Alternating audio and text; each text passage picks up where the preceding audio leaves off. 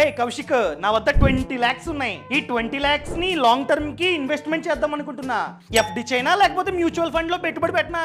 నీ డబ్బుని పెట్టుబడి పెట్టావంటే ఖచ్చితంగా ఇన్ఫ్లేషన్ రేట్ కన్నా ఎక్కువ రిటర్న్స్ అనేవి జనరేట్ అవ్వాలి. లైక్ 10, 11, 12 ఆ విధంగా రిటర్న్స్ అనేవి జనరేట్ అవ్వాలి.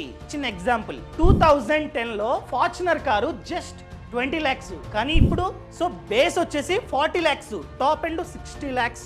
ఎగ్జాంపుల్ గా 2010 లో ఆ 20 lakhs ఎఫ్డి చేసావు అనుకుందాం, వడ్డీ ఎక్కువ వేసుకుందాం, 8.5% చేసుకుందాం. అలా వేసుకున్నా కూడా ఈ రోజుకి 54 lakhs అయ్యేది. అప్పుడు 20 lakhs ఫార్చునరే, ఇప్పుడు 54 lakhs తో ఫార్చునరే.